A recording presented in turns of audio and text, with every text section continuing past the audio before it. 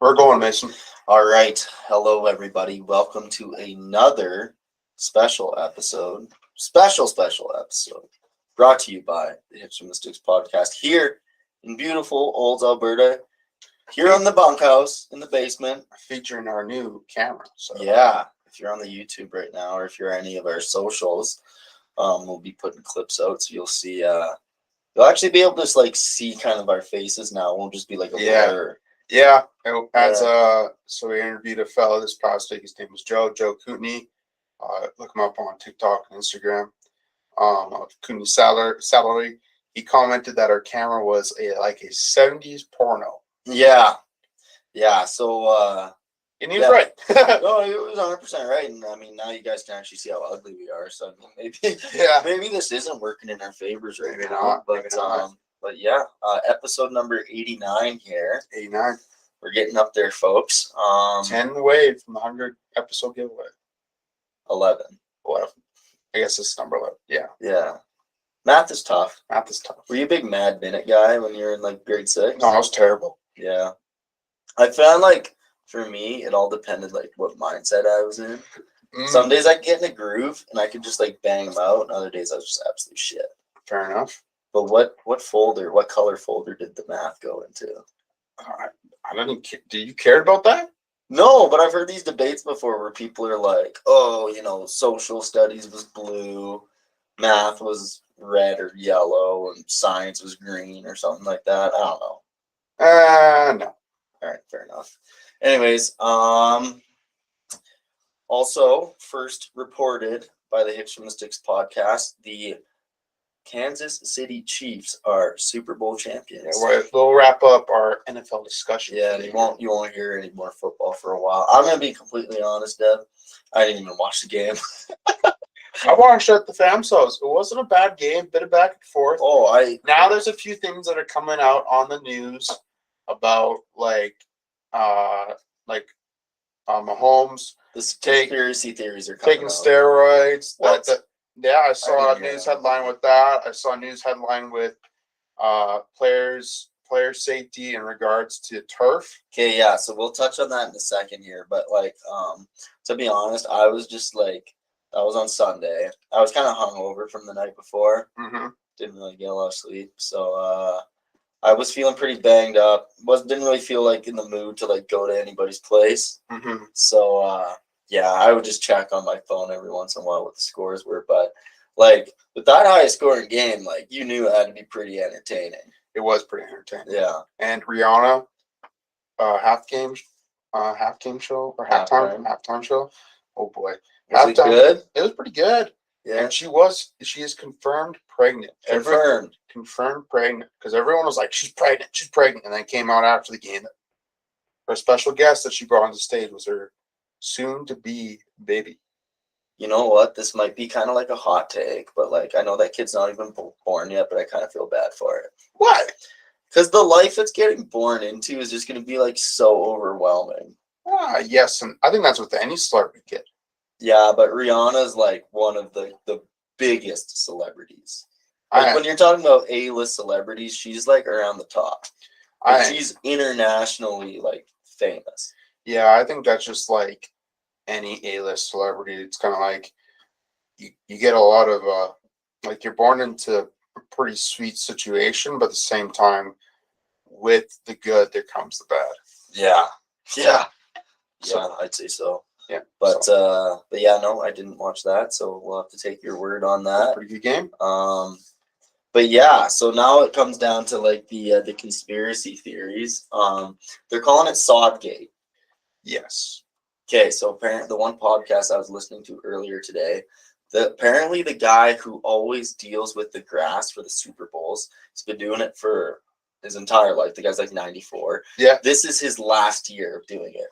He's retiring this year from doing it. And did you know that he also is an employee of the Kansas City Chiefs? So he does their grass for them. So it wasn't grass, it was turf. Well, how much does that really do with turf? Well, same shit. Yeah. Anyways, yeah, so he's got it was his last year. If you look at the statistics as well, because everybody was slipping, right? Yeah. Everybody was sliding all over the place. But if you look at it, there was a statistic where the Eagles players were slipping like twice as much as the Chiefs guys were. So and it was there's- mostly the defense that was slipping, right? And if you think about this, the Eagles had one of the top defenses. They got like the second most sacks, I think, out of all the teams. They couldn't sack one Well, of the them main once. point out of this is that he's a Kansas City Chief employee. He probably knew what was going to happen with the halftime show, so you probably could have told the Chiefs, "Hey, this is what might happen." So put on these cleats. Well, and yeah, apparently none of the Chiefs changed their cleats at halftime, and a bunch of the Eagles guys did. I call bullshit on that. And I think he was complaining he was blaming it on the halftime show because of the amount of heat that was given Which from all the makes people sense. being down there. Yeah, it makes sense. And they were also the blend that they were trying of grass seed this year was like, You mean it was turf? There's no grass seed involved. oh, whatever, same shit. No, you mean the blend of like the rubber to turf type of thing? No, it was grass. I thought it was. They were using sod, like it was grass, man. I thought it was turf. No, it was grass. So that's why people like they used a different blend this year because apparently the one that they would normally use, it would be brown this time of year. So they had to switch it up and bring in some different kind of seed to make it so it'd be green. And yeah, it was slicker than hell. No, it wasn't turf. And that's another thing as well. A lot of the players, they're vouching and they want to play on grass because they like grass better, right? You don't want turf burn and stuff like that. And they just think it's safer when you play on grass because they feel like they have more grip. People are saying that Roger Goodell's done this on purpose so that he can pretty well say, oh, no, look at this. It was a shit show. Every stadium has to switch to turf now. Right? I don't know. The conspiracy theories are out there. There's a lot of shit with the NFL, so you know what? It's all just pissed off Eagles fans. You know, just butthurt that they lost. And there was also that one holding call at the end of the game that pretty much was the reason why. It wasn't the reason, but it was also kind of the reason why. Yeah. The Eagles lost, and so people are upset about that holding call as well. But whatever, it is what it is, right? Nothing you can do about it now. The Chiefs, I guess they just played the better game. Gotcha. And yeah, Super Bowl champs. Yeah. So now Patrick Mahomes is he's making strides towards being greater than Tom Brady. That's a stretch. That's a stretch. If you think about it, he's only like 24, 25 right now. I think Yeah. he's only been a starter for 5 years. But he's already won 2 Super Bowls. But I've he's gone to got like the conference final game every year. yes. But how many injuries was he dealing with in the Super Bowl? Well, he still won, so apparently it wasn't that bad. Yes. But how many injuries was Tom Brady dealing with at this time? Not very many. Those injuries might catch up. That's debatable. He had a pretty major ACL tear where he had to miss like one season, whole season. I think though that Tom. I'm not saying that who's tougher, but I'm just saying like injuries will catch up to dude. Yeah, I mean probably. So I guess we'll see. I think But the big issue would be longevity. He's on the right track right now to get up to Tom Brady. Another thing too is he has the coach, which is good, like Tom Brady. But are they going to keep the same team around him? That's the question. Will the team stay? I would imagine they would try their best. Obviously, with the salary cap, you can only do so much. But I mean, they lost their best wide receiver from last year, Tyreek Hill. Yeah, and they were still able to win the Super Bowl. I'm going against you here. I don't think Patrick Mahomes will ever reach Tom Brady.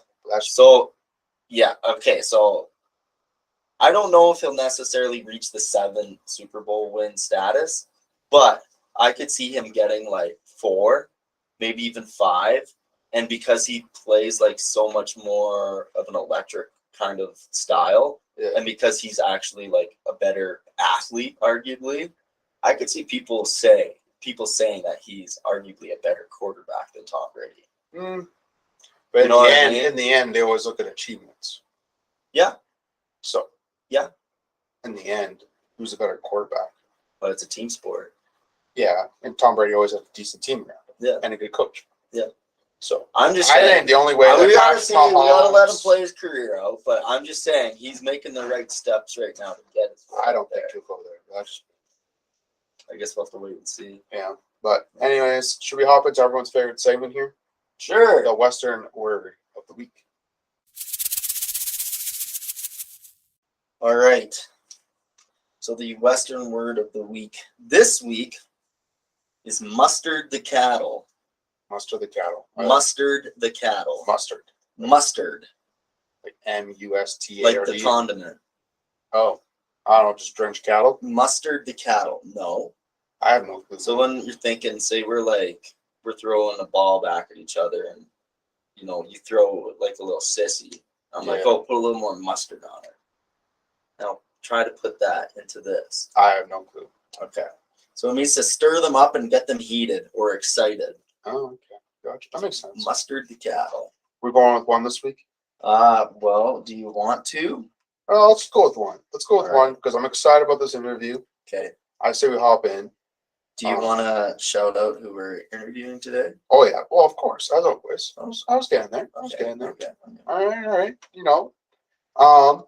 So this week we had Walker Hutton on. He's a farrier and a bullfighter from Hanna, Alberta. So he's a local boy-ish, somewhat local to the province. It talks about he is local to the province. He is local to the province. Not somewhat. Yeah. He's local to the province. It just talks about his bullfighting career so far, his aspirations, and then talks a bit about his farrier business and how that's been going. And he also talk a lot about his time in Texas as well. Yep, going to college there. So let's hop in. Yeah, let's jump in. All right, technically we're already rolling. So. Awesome. All right.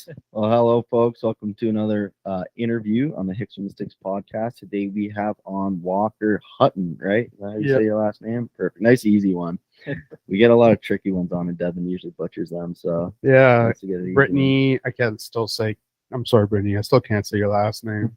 So just what's Hutton? Hutton. What's that? Is that like an English last name, or where does that come from? Yeah, that's probably pretty close. Something like that. Definitely ain't French. Yeah. French. Or Dutch. Or else it'd be Van Hunt. Yeah, right. So awesome. All right. Walker, do you want to introduce yourself real quick? A little backstory behind you? Yeah, my name's Walker Hutton. I'm from Hanna, Alberta. I'm a professional farrier and professional bullfighter. Hopefully eventually get enough bullfighting I don't have to shoot horses anymore. That'd be nice. Yeah, that would be it. Yeah. But that's kind of me, and that's pretty much what my life is just shooting horses and fighting bulls. Where at? Here in Alberta? Yeah. Well, I'm assuming so since we're live in the studio today. So. Yeah. So I kind of fight bulls all over Alberta and Saskatchewan right now. And then shooting horses, I pretty much do an hour and a half to 2 hour radius at Hanna. Whoever's willing to pay. Yeah, well, it's there's not a whole lot of options out there. There's not very many guys shooting, so it's kind of nice.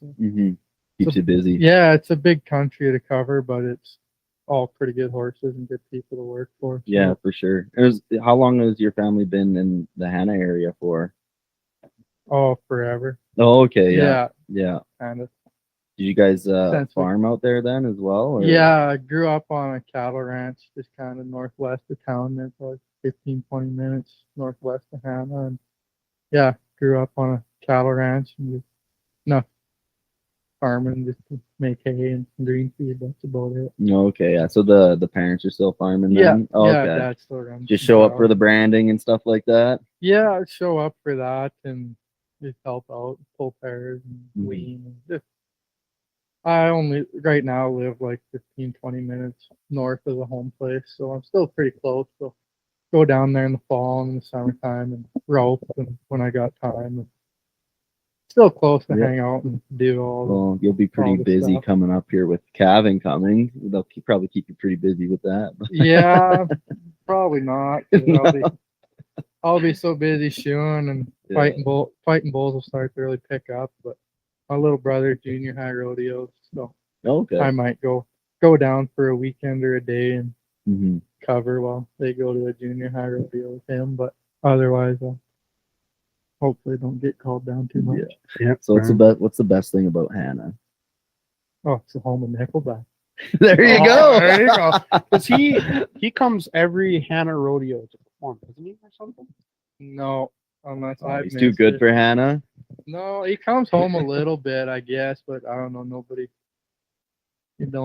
Nobody really knows when it is or nothing. Keeps it pretty low key, I'm Now, guessing. when he comes back, is he like a pretty respectful dude? And I he's, don't like, even nice? know. Oh, okay. Because like we like I grew up kind of in the Tabor area, Oh, yeah. and you know, like Devin Setaguchi, he's the only NHL player to ever come from Tabor, and I've never met him before, but I've heard stories of people, you know, meeting him up at Dairy Queen and just like the biggest dick ever. Oh, really? Right? Just like Yeah, I thinks don't- he's better than everybody else. So I don't even know. I haven't even.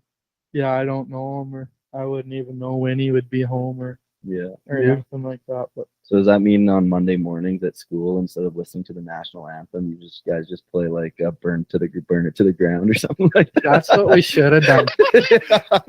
That would have made. I might have actually enjoyed school quite a bit more if we'd have done that. Get the week started right. Yeah, get the get blood your- flowing. Yeah, Get your morning going right. That would, Yeah. yeah, get people fired up. yeah, no doubt. Is there even a bar in Hannah? Yeah, there's two. The Grey Goose Pub and then the Tipsy Cow. Ooh, Tipsy I like Cow. that name. Is that Tipsy Cow? Is it like a nice place, or is it kind of like a Blue Yak type of thing here? Kind of a little bit like a Blue Yak, sort of. Yeah. So it's pretty nice. Yeah. It's not bad. I don't know. I don't like going out that much. It's pretty small. Like it's a small building, so it's pretty tight. Yeah, You play pool and you're bumping into people at the bar, and yeah. I prefer the Goose better just because it's more open. You got more room, but Mm-hmm. yeah, there's not a whole lot of options in Hanna. Yeah, there's the two bars and 3 liquor stores and There you go. At least you got 3. two gas stations, and yeah, Yeah, not a whole pile, but enough to keep a guy there. that's right. That's right. Mhm. Actually, I mean, kind of not surprised per se that there's 2 bars in Hannah, just because there's not really a whole lot in that neck of the woods. So like I would imagine a No, lot of there's- people would kind of migrate to Hannah for the bars and stuff. Probably, right? Yeah, kinda. I don't even know. Like I said earlier, I'm turning into a bit of a hermit.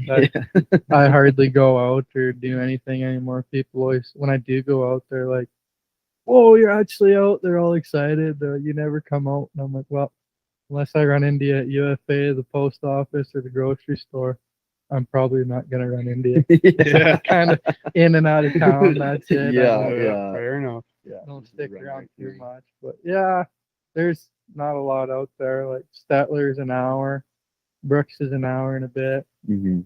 Drums 45 minutes, 40 minutes. Does Hannah have any sort of fast food?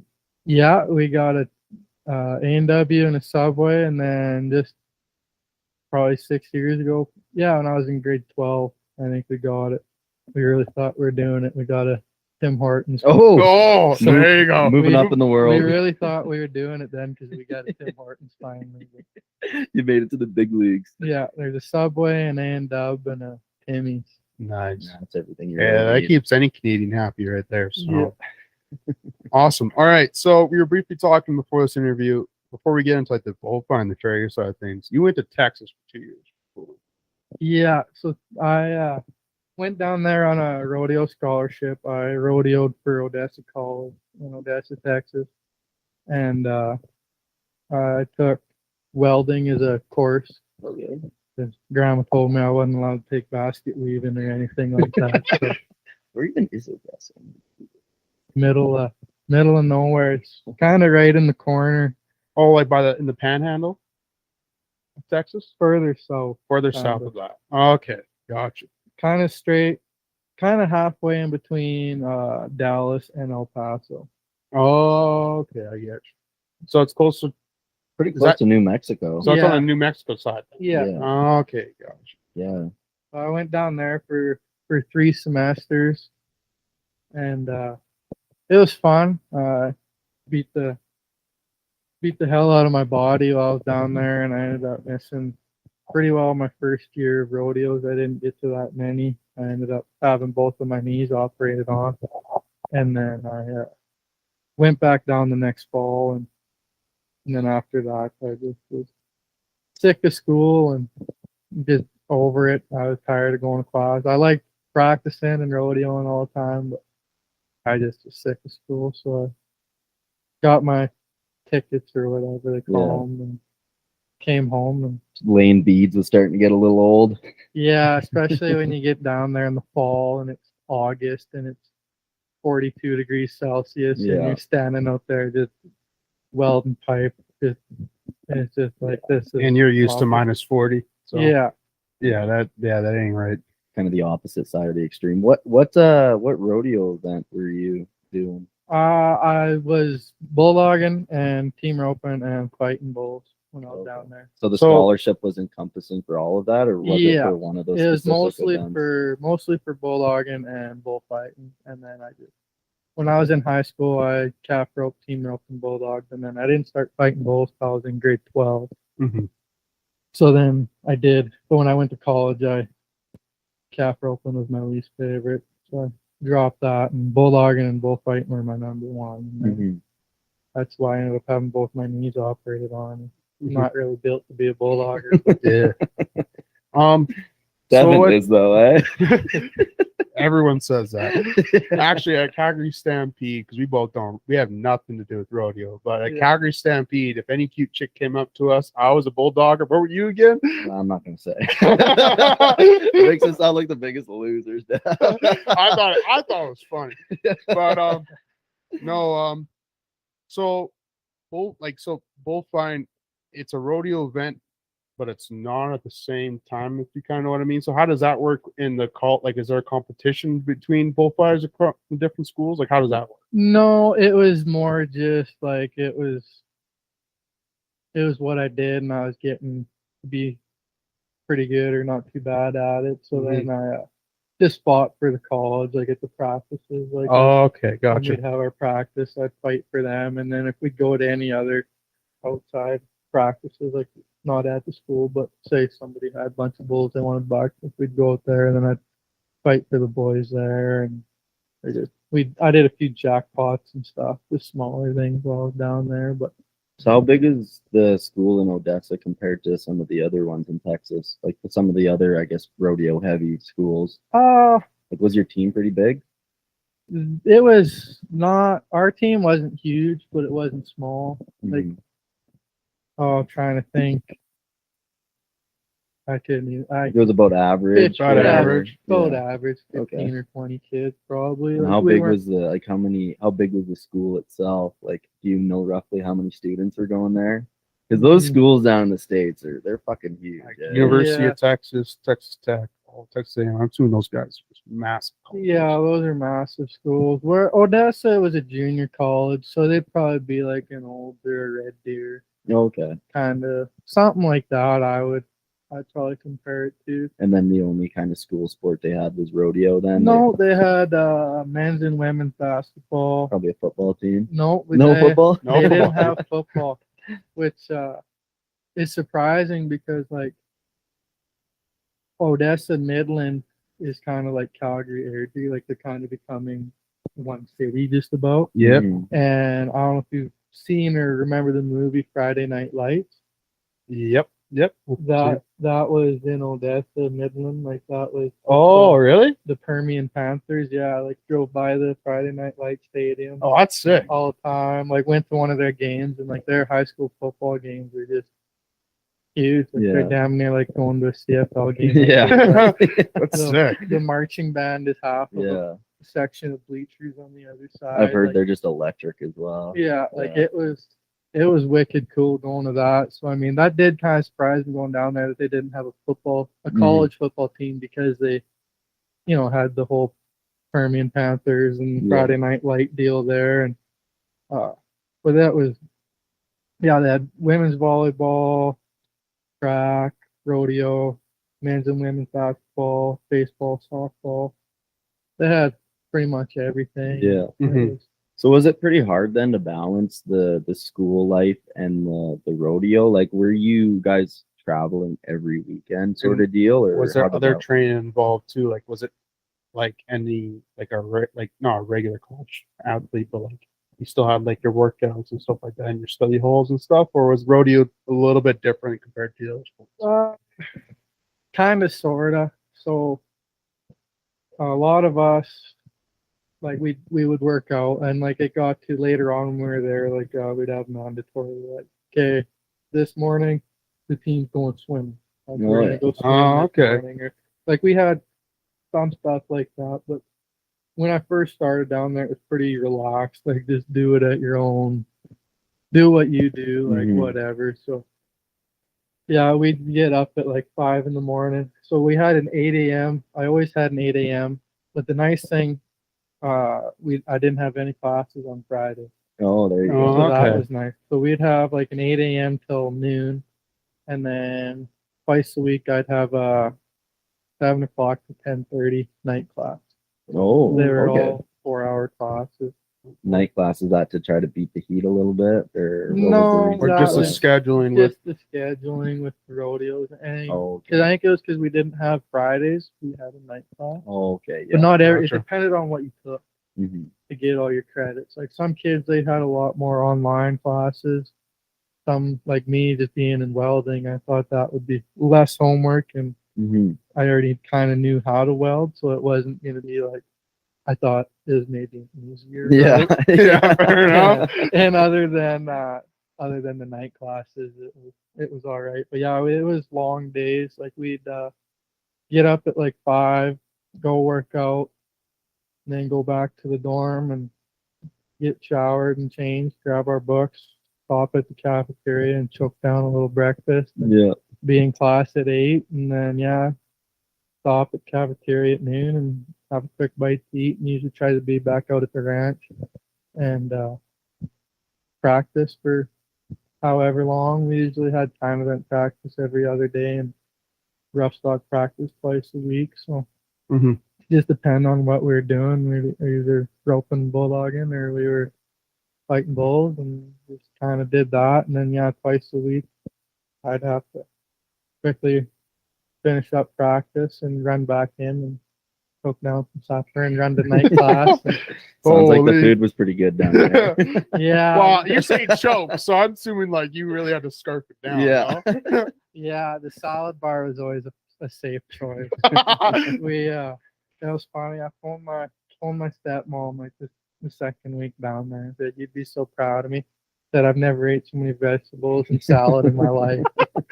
Well, it wasn't like Texas barbecue for dinner every night. No, like for that school being such an athletic school, like most of the people there like were student athletes between just all the sports they all Mhm. that they had, and most everybody was recruited and like on scholarship kind of thing. And yeah, you'd think for a school of student athletes it would have been a little better grub, but there were some days you walked in and went, nope. Turned around and laughed. Like, but then there were some days like their chicken fried steak and stuff Ooh, like ooh, that. It was always pretty good. Mhm.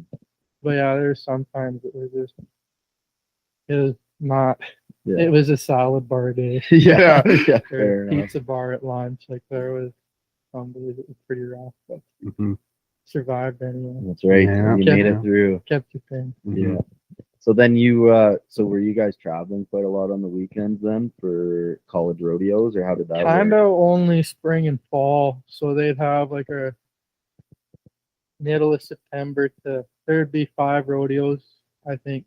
I think 5 rodeos in the fall and then 5 rodeos in the spring. So we'd have Portales, New Mexico, Alpine, Texas,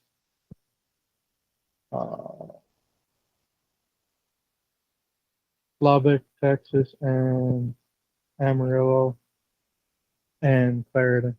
Okay. We'd have them in the fall, and that's not the right order, but I think those were the fall ones. And then we had 5 in the spring too, but they were in the fall. It was kind of bang, bang, bang, bang every weekend like for a month.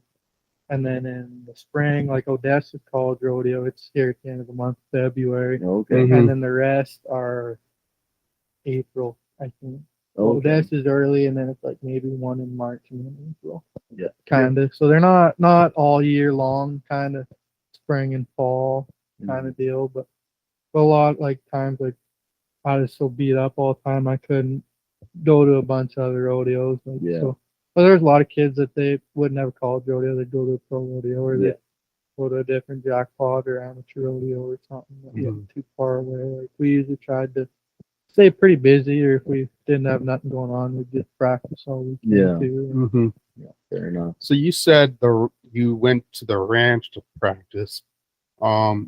Like, did they have a facility on campus, or was there an off-campus facility you have to go to practice? An off-campus facility, so it would be the college campus is kind of right in the middle of town, and then there's a little small town called Gardendale, which is just like it was 15 minutes from college, and that's where the ranch was. So they had a rough stock arena, a big arena, and then a small narrow calf one. It's rope calves and breakaway in.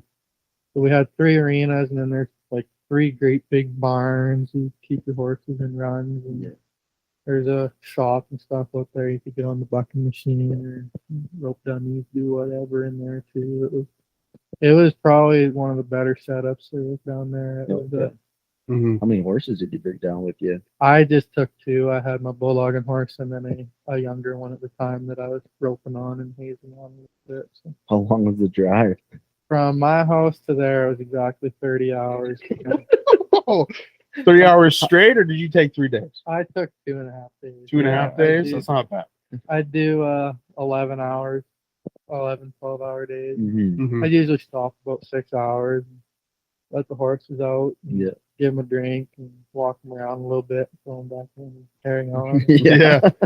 That's a long drive. Yeah, I usually Yeah. drove from home to Casey, Wyoming, stayed at the rodeo grounds there, and then from Casey, I'd go to Dalhart, Texas, and stay at their rodeo grounds there, and then make it to Odessa Mhm. noon or midday the next Yeah. day. Mhm.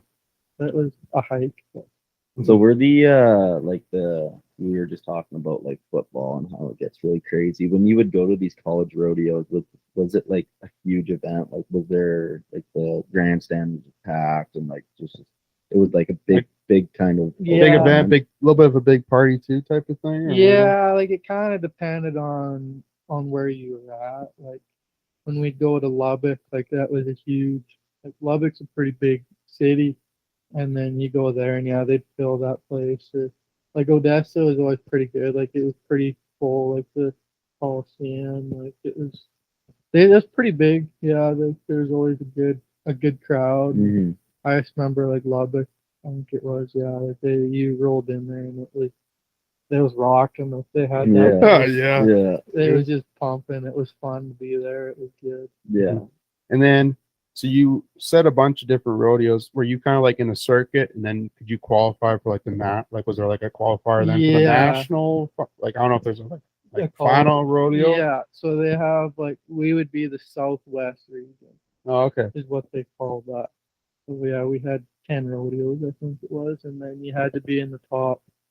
I was never there, but you had to be in the top 2, I think, in the region to qualify for the college final, Mm-hmm. and they were in Wyoming and Missouri, the Wyoming. Okay. Okay. Yeah. Gotcha. Yeah. I'm sure you've probably met quite a few folks doing that are still doing it professionally to this day. Yeah. Probably, eh? Yeah, oh yeah, a lot of my buddies, like, yeah, they're pro rodeo, and a couple of them made the NFR even Oh, now. right on. That's pretty sweet. Yeah, most of everybody that I went to school with, they're like me, they're still rodeoing, they're Mhm. still doing it. Yeah.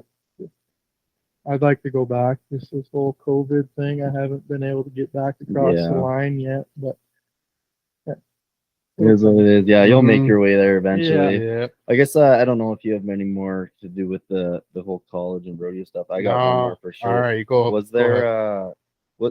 was there a lot of other Canadians down there as well with you, or were you one of the only ones? at Odessa it was actually kind of funny. It shows it really showed how big Canada was. There was actually a bull rider from Ontario Okay. on the rodeo team down there, and when I got there, it was like, oh, you're both in Canada, you know each other. It's like we showed them on a map, and we were both like from our place to like each of our houses to Odessa was closer than it was to go to each other's Yeah, places. yeah. Yeah. And they were like, holy shit. Yeah. And then Your coach was like, "Yeah, I signed on this other guy, so you could have a friend." Like, I have zero clue who that guy. And then actually got talking to some of the softball girls and getting to know some of them. And one of them was actually from Victoria. Okay. Oh, She's from okay. BC, a softball player. So yeah, it was kind of funny. It was like, Did you guys kind of like have your own little Canadian club in a sense? You know, Not- you'd all not be in the corner of really, the no. cafeteria smacking down poutine or some shit like that. no, not quite like that. We just see each other at the bar and like, hey. yeah. No, we'd hang out like on the rodeo team. We were always hanging out, practicing. So yeah, he showed up with some hockey sticks, and they were baffled at what Yeah. that was. You guys should have got some mini sticks going in Yeah, like the they were. Oh, dorms. yeah, that would be sick. We were already hard enough on the dorms. We probably didn't need mini sticks, but That's fair. Awesome. Well, what was like? I guess I got a couple. What was like the party atmosphere like? Because obviously you would have been underage. yeah, that was tough. It felt like being 16 again. You had to Yeah. get a boot to get a case of beer. Yeah. Or if you And- figured out the right gas station, you could walk in and she'd sell it to you. I figured out if you came from practice and you're all, dusty and dirty, if you Yeah.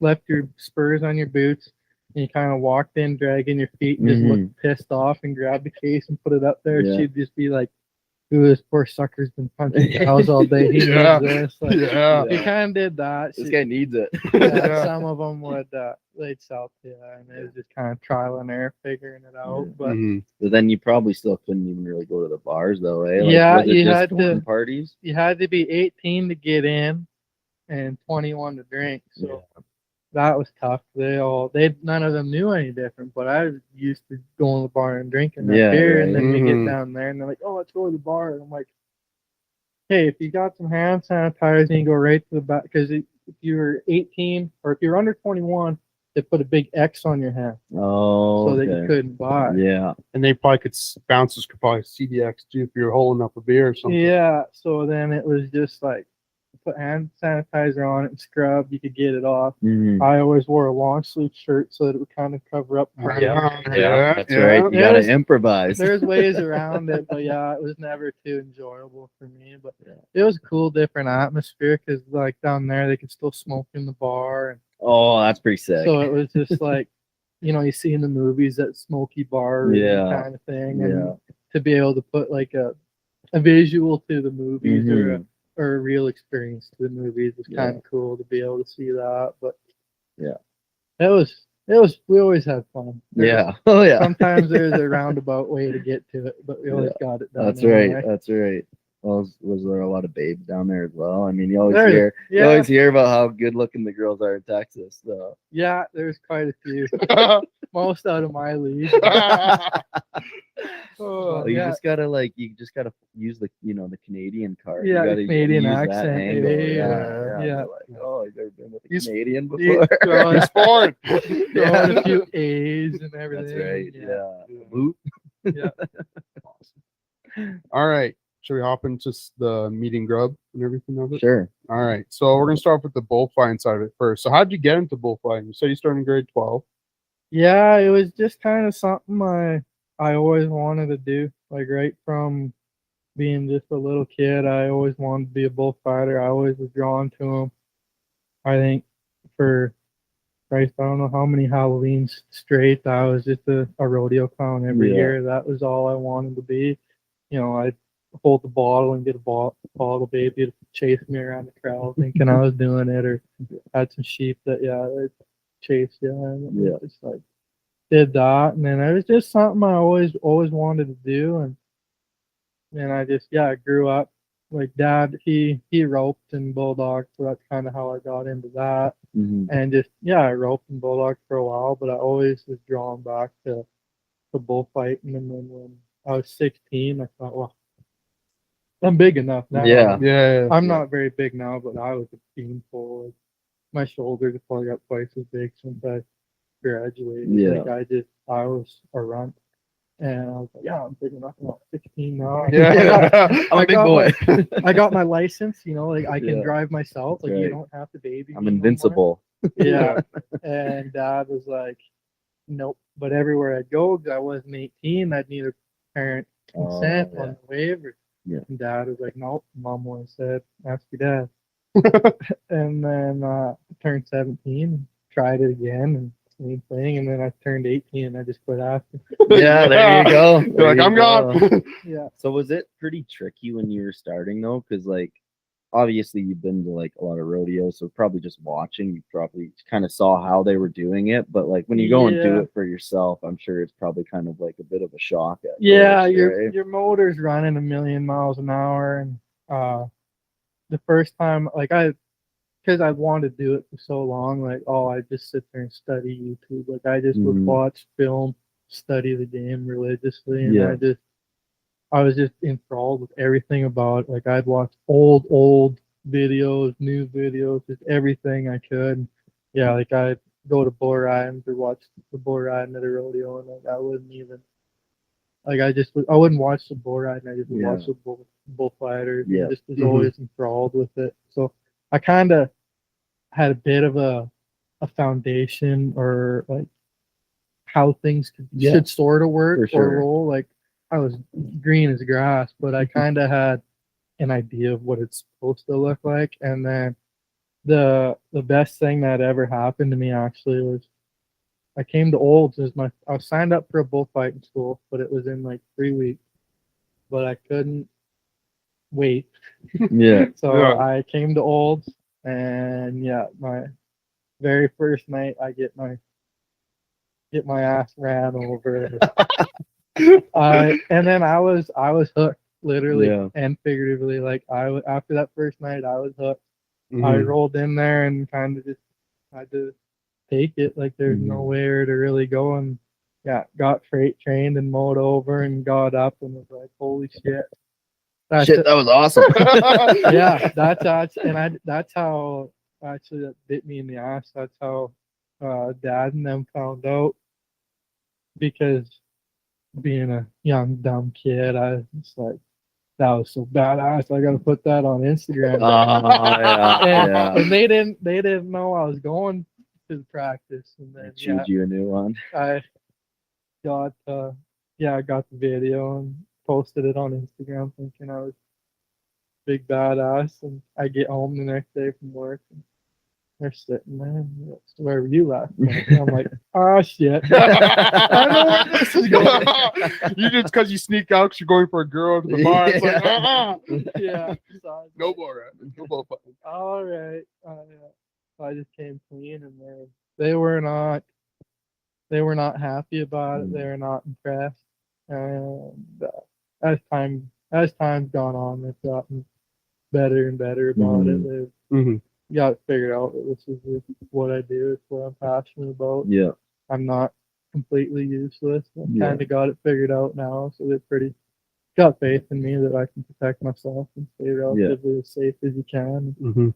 It's Sure. been good that way, but yeah, it was a bit of a rocky start at the Yeah. beginning. Yeah. that's Well, for what sure. was like the kind of like the first kind of like main thing you learned? Because like when you're watching the film, like it only tells you so much, right? Yeah. Compared to when you're there in person, like what was kind of like the first major thing that you're like, oh, Or even okay, like the first person too. Like, was there someone a mentor at that time, or someone that became your mentor from that practice too?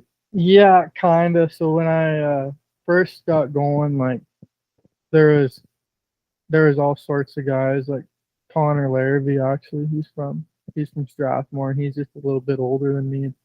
He he'd been fighting a year or two already, and so he kind of helped me like.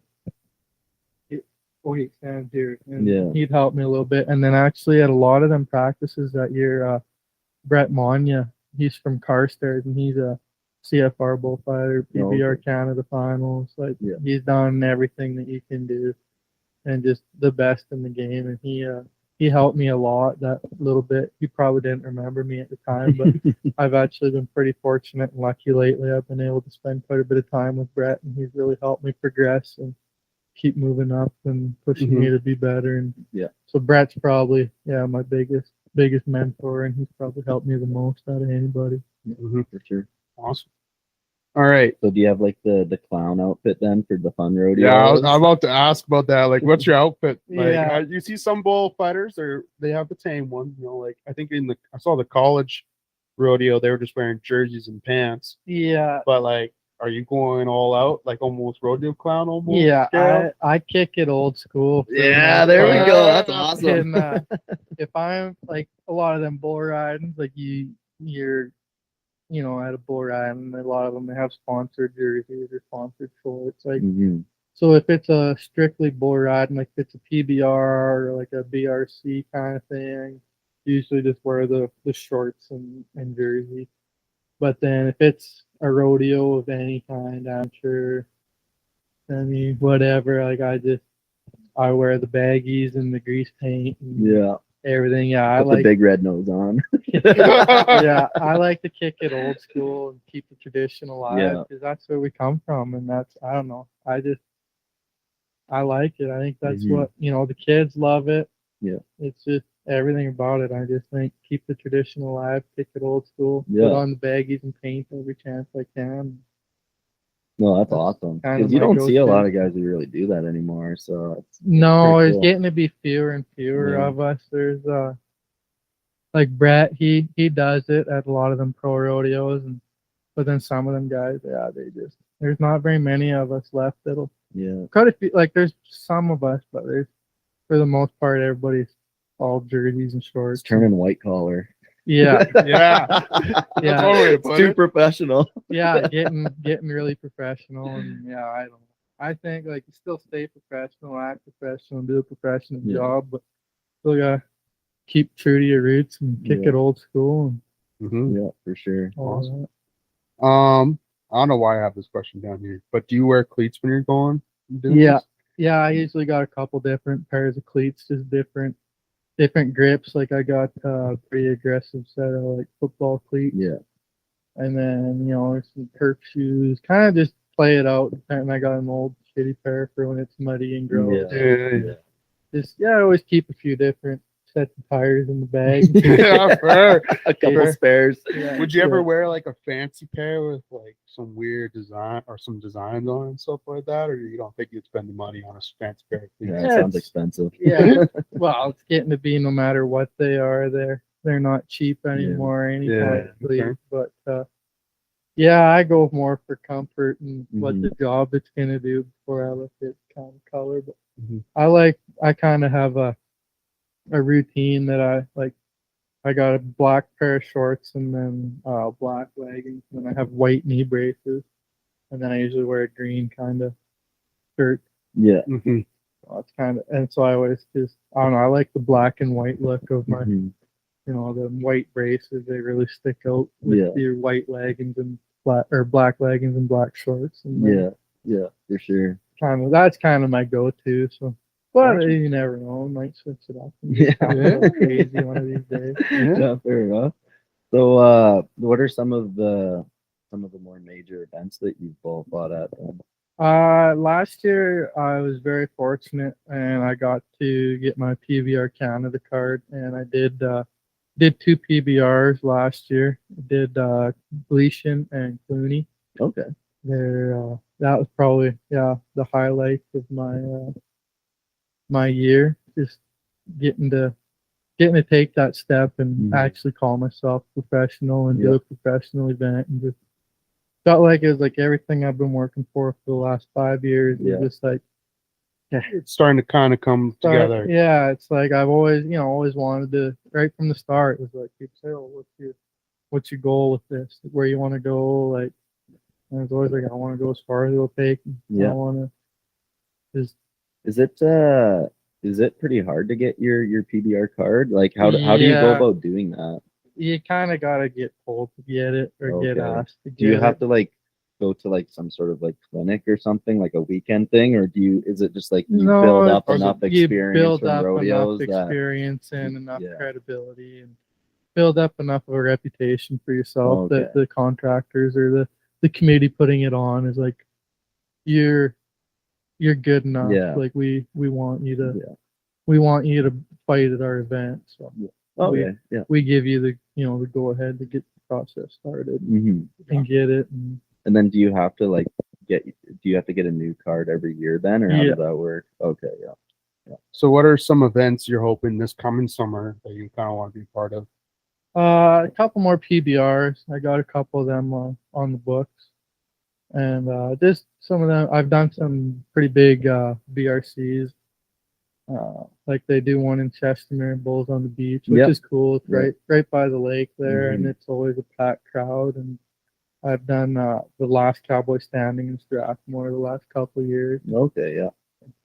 Gotcha. Do you do that one have you ever done that one in Brooks where they like turn the main street into I the didn't do that one. That one sounds cool. I've never been there before, but it sounds pretty cool. They did one in Brooks last spring, and it was in the indoor arena at Brooks, and that was a fun one too. Like that whole place was packed top Yeah. to bottom, and it was just pumping. Like it was a fun board ride, and I was working with two really good guys, Connor and Levi, and it was just a good, hot, mean set of bulls, and that Mhm. place was just vibrating, like bumping. It was fun. Yeah, It was that's really awesome. enjoyable. The adrenaline just pumping through your veins. Yeah. Them are the fun ones, and the whole place is just electric. And Yeah. That makes it fun. Mhm. What would be like the number one event you want? Get to some pro rodeos. That's on the Yeah, goal. like what pro like did like CFR taught? Or Yeah, like it. Yeah, that's the ultimate goal of Yeah. anybody that's serious about it and wants to do it. Is that's the ultimate goal. Someday I want to be at the CFR. Someday I want to be at the PBR finals. That's just if you're passionate and serious about doing it and wanting to make a career out of it. Mhm. That's the top of everybody's bucket list. That's the ultimate goal, is to one day be there. Mhm. I know absolutely nothing about how much bullfighters get paid, but like, are there Not guys who? enough. Yeah, right. Clearly not enough. Yeah, I mean that's pretty. yeah, for sure. But like you were kind of saying earlier, you'd like to get to the point where you could have that as your full-time job. If that was the case, would you have to like go to the States then, sort of deal? Yeah, probably. There's very few guys up here in Canada that can make a living solely fighting bulls, just Mhm. because of the short season we have. Like Mhm. Mhm. there's not a lot during the winter. There's maybe a few bull rides here or there, but really it's just a summertime gig. So it's hard to make solely a living just fighting bulls up here. But Mhm. yeah, I'd like to go back south. Like I miss it. Mhm. I'd like to go back and do some more down there, and that'd be nice to ultimately go down there for the winter and Mhm. come home for the summer kind Yeah. of thing. Yeah. That'd be Are that'd be there nice. to get are there a to that. handful of guys from Canada that have made that jump to going to the States, or Bullfighting wise, Yeah. there's a few. okay? It just kind of depends on what you do. If you Mhm. it's easier to get down there, like doing a freestyle bullfights. Oh. That's easier. It's harder to just strictly do bull rides and Mhm. rodeos. It's a little bit harder to get going down there. But yeah, that freestyle game, that a lot of guys have gone down there to do that. And there's a few that go down there and have done pretty good fighting bull rides and rodeos that Yeah. have made that jump. And yeah, I'm hoping that next year get Yeah. myself a little more organized. Mhm.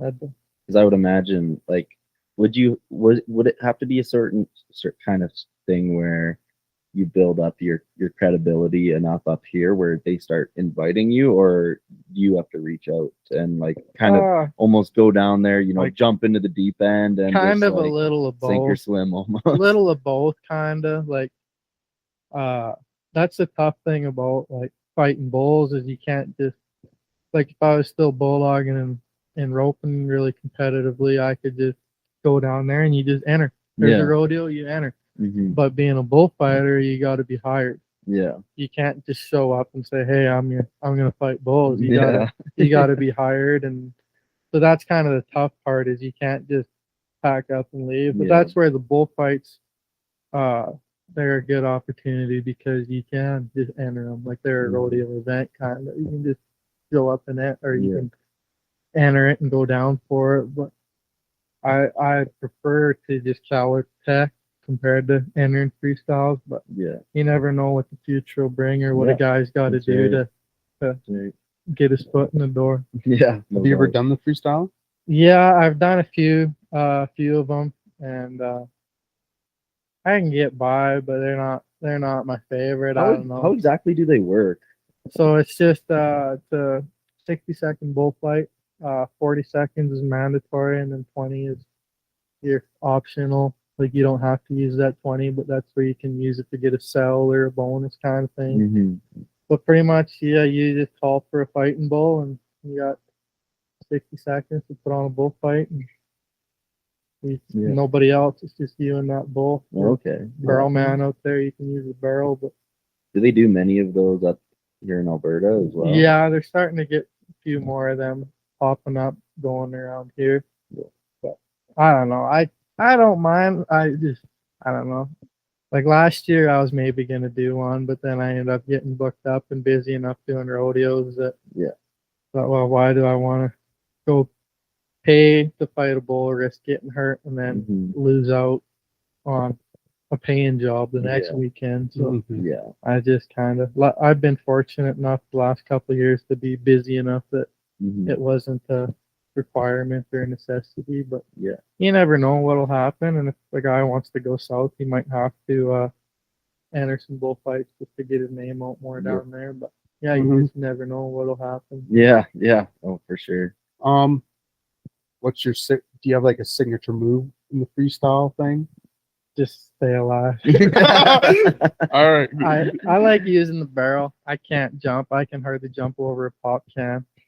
Usually, if I'm going up, it's because there's a bull helping me. Yeah. So Yeah. I like using the barrel. Like lay the barrel down and let the bull hit it a few times. And put my hat on his head or something. That's Yeah. kind of. Yeah, I can't do no fancy jumps or nothing. So No nothing. no backflips. No backflips. Yeah. Or if I'm doing a backflip, it's because things went very sideways. Like I saw this video one time where a guy was like holding up his phone and the bull came running out. And he was like looking at the bull through like his camera on his Yeah. phone. And then at the last second, I'm like, "Fuck, you got balls."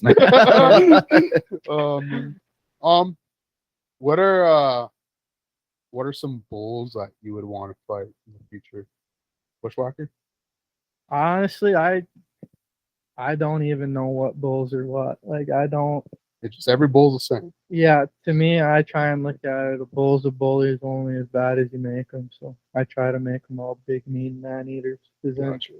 when they are big, mean man eaters, you're prepared for it. When it's just a nice pop, well, you're ready just in case. It's not a big deal. There's some guys that they study it and they know what this bull does and how mean he is or what his granddaddy did and how bad he was. But I'm just like, then you're trying to stay, a blank slate and just read and react to the situation. Yeah. But if you're like, talking about Yeah. this bull does this, well, Then In you're the gonna back, react differently. in the back of Yeah. your mind, you're already making up a plan of what you think Mhm. he'll do. Like, there's some bulls like you get to know, but I try not to. Like, I'm terrible people feel like, hey, what's this bull do? And you guess is as good as mine. Yeah. Well, you just seen him last weekend. Yeah. I wasn't like Yeah. I don't pay attention. Like if there's something I gotta do to him, like if I gotta turn him back or if we had a couple good wrecks with him, and like you start to remember him. But I don't watch the draw sheet and just religiously follow it Yeah. on what each bull does, just so I don't get a trap made for myself. Yeah, Then for it's sure. just kind of you're gonna read and react and not have any plans set. Yeah, because I guess every bull probably has like certain tendencies, but at the end of the day, you never know what they're Yeah, gonna it's a actually farm do. animal. You're never Yeah, gonna, right. never gonna know It's what got a he's- mind of its own. Yeah, so I try and just not let myself. Seems like if you make a plan for them, they'll do something different and make you look stupid anyway. So Yeah. I try and just not not make a plan or not pay attention and just treat every bull like he's a bull. Mhm. Mhm. Yeah. Nice. Awesome.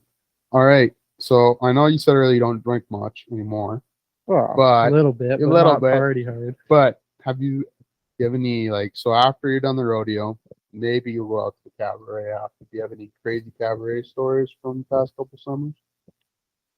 Not really even like if I go out like partying, it's usually at home. Like Oh, okay. when I go to rodeos or bull rides, I try to, you be sociable and you go out and have a few drinks with the boys and visit and hang out. Mhm. But I usually try and take care of business and act. I want to be professional, so I try to For treat my sure. Yeah. Yeah. treat that's fair. treat it like Yeah. a professional business and act professional. So Yeah.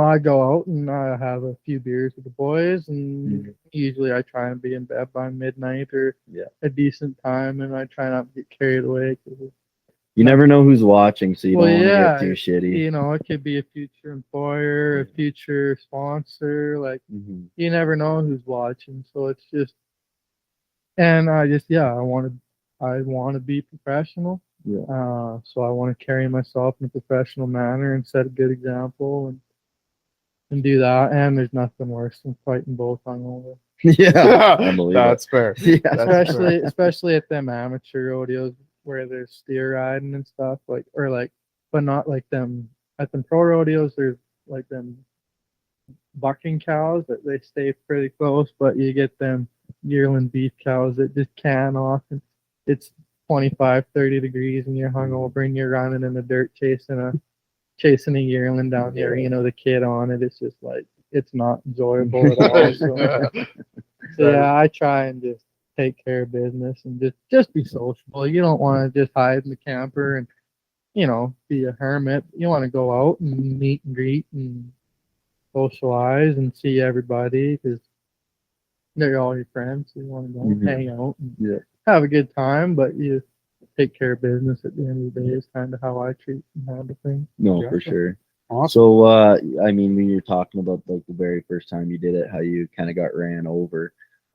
Since then, what's like your biggest kind of, I don't know, wreck is the right word to use. Your biggest, yeah.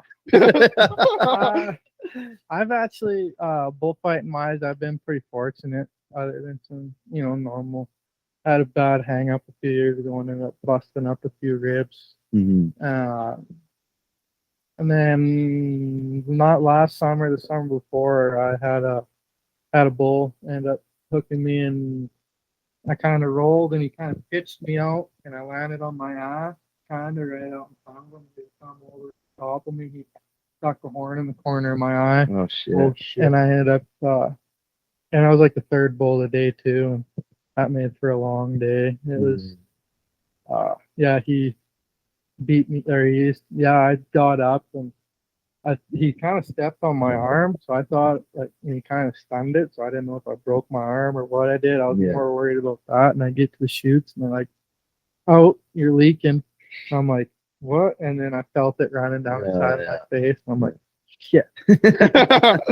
So I went out back and to the paramedics and because it's on your face, like it bleeds like a son of a gun. It just wouldn't quit. So I missed probably a shootload of bulls while they got the bleeding under control, and then because it's your eyelid, like they can't steri strip it or tape it or do nothing. So I just felt like a boxer. I'd go out and I'd fight a few bulls, and then when I could feel it start to drip a little bit, I'd go to the fence and I'd pat it, and then I'd fight till I ended up finishing the bull riding, and then I got it cleaned up good after and went and got stitches and ended up with 6 stitches in my Oh, eyelid. geez, yeah. That was probably about the worst of it.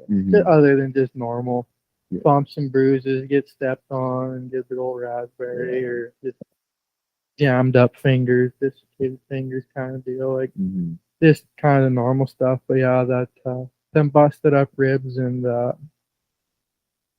the horn in the eye was probably about the worst of it. Yeah. Knock on wood, I've been pretty fortunate. Yeah. Yeah, because Well, I guess did your arm come back in the end, or Yeah, it took a while. It was sore for a few days. I ended up with a bit of a raspberry above my elbow, but during that day, like I couldn't even twist top off this pot bottle. Oh shit. Like it was sore. Like Oh. he gave me a good stinger. Like Yeah. I was pretty. I was hurting unit for quite a while. Yeah. Mhm. Yeah, because I guess like when you're talking about injuries, it's like not a matter of if, it's when. Like no matter how. Yeah, Well, like all over the whole spectrum, like you said. So it's just part of it. You can't worry about it. You know Yeah. what's gonna happen. part of the So, sport. yeah, just take it as it comes. And Yeah. hopefully it's not too bad when it does come. You got any more bullfighting questions? No, No, not not really, top to of be dome. honest, All no. right. Last bullfighting question here. What does this professional career look like for you in the future? Like, do you have any up and coming plans, or is it kind of just going with each season? Just kind of going with each season. Like, yeah, I have them ultimate. I like goal setting, pretty important to me. Mm-hmm. So, and I watched a lot of motivational videos and stuff on it, and like it's always the ladder effect. You want Yeah. to have it. You want to be growing, so you want to be achievable. So you want them, get to this rung on the ladder, Yeah. and then this one. So it's just kind of take it season by season. Like Yeah. last year, I had a couple PVRs and Mhm. got a couple more this year, and just keep Try to grow on that. just keep rolling with it, and just take it as it comes, and just keep doing my thing step by step, and Hmm. trust the process. Kind of is the biggest thing. And nothing happens overnight. Nothing happens quick. You just gotta Keep take it- grinding. keep grinding, take it as it That's comes, right. and just. But yeah, that's just kind of it. Just keep growing. Last year, I had one PBR on the book, and that was a big milestone. And then I ended up getting another one later in the year, Mm-hmm. so that was pretty special. And then yeah, this year I got them two both booked again, and just just take it as it comes. Just keep growing little by Mhm. little, and you never know what's gonna happen. That's right. Take Awesome. Yeah. each day as it comes. Awesome. You showing like the almost motivational video. Awesome. All right. So you got your bullfighting. That's a big part of your life. And Yeah. also you're wearing your Farrier hat.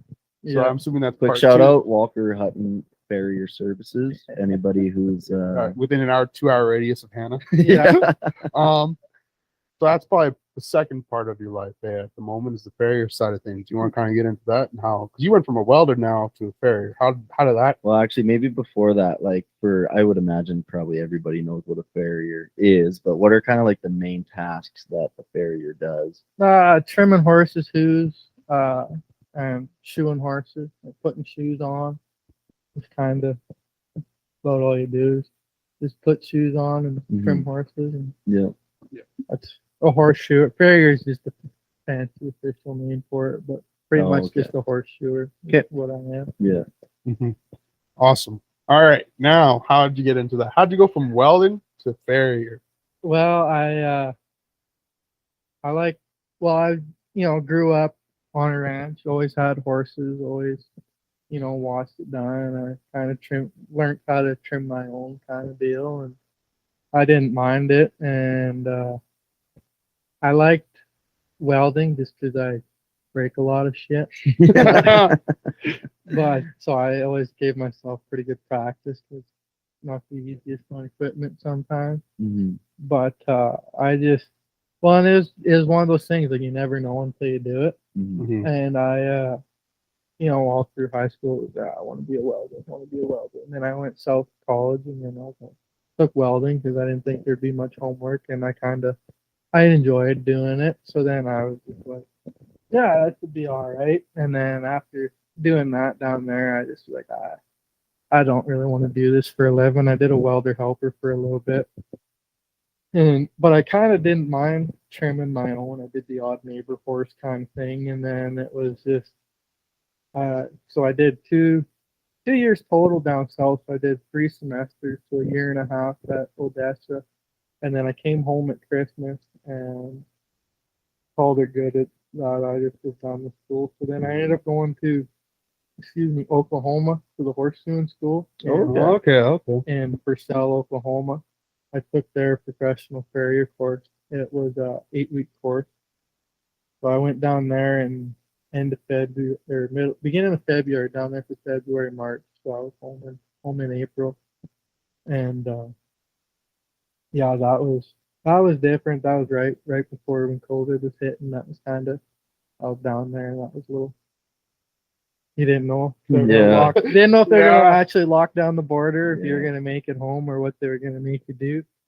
So that wasn't too bad. But yeah, it was something I kind of always wanted to do, and I wanted to rodeo, and rodeoing's a lot easier when you're your own boss. Yeah. Mhm. And you That's don't- right. Yeah, that's fair. Don't Yeah. have to ask the boss man for time off, or Yeah. I can go to all the brandings I want. Mhm. I can go to any rodeo I want, and if it does happen to overlap, well, I'm the boss. Yeah. You can I reschedule. can reschedule, or I can work late one day so I can have the next day off. Yeah. I can do a big day so I can have a light one. Or I like that flexibility, and I really enjoy what I do. Like I like, you get some horses that they're sore, and they got issues going on, and you can get them, you put a corrective shoe on, or you trim them a certain way. You get doing, or they have big cracks, and you can see progress. Like there's some horses that when I started doing them, their feet were kind of a wreck, and Mhm. I've been doing this for 3 years now.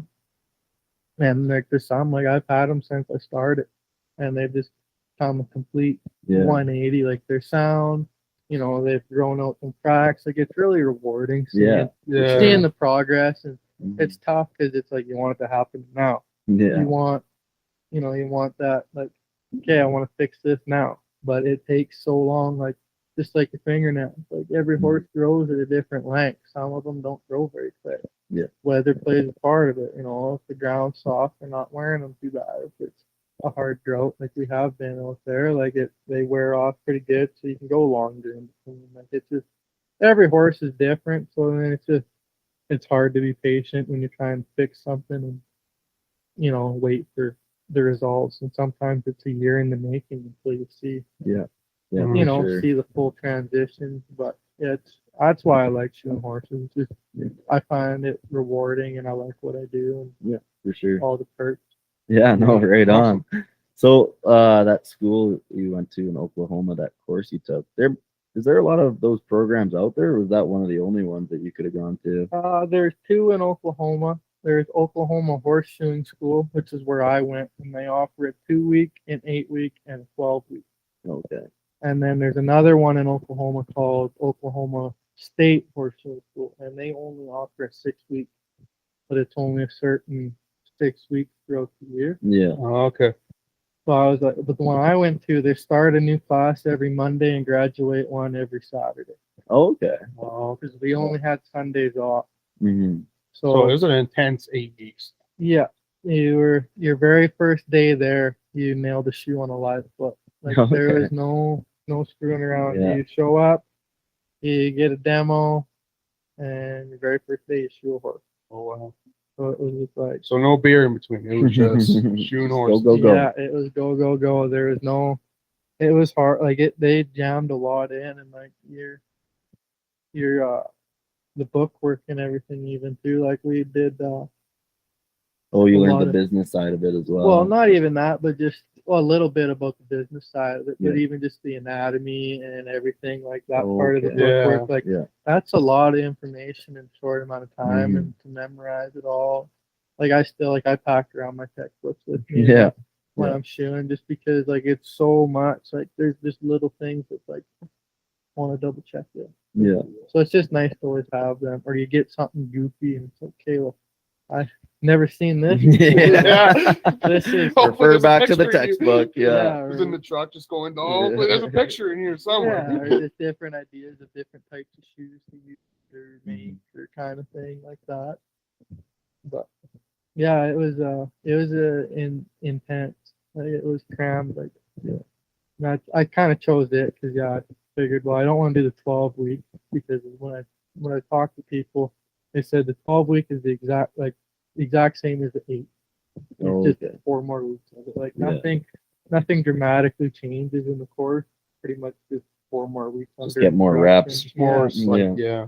So I thought, well, for the cost difference between the two, I'll just do the 8, and then Mhm. I figured, well, that school it's easier to get into because they do start every Monday, where the other one it's only certain times. Very well, 8 weeks is better than 6, and Mhm. not as bad as 12. Yep. Kind of Yeah. went with that. Yeah, sure. So how long have you been doing that for now? This will be my 3rd year. Okay. This is my 3rd Does your year. back hurt like hell?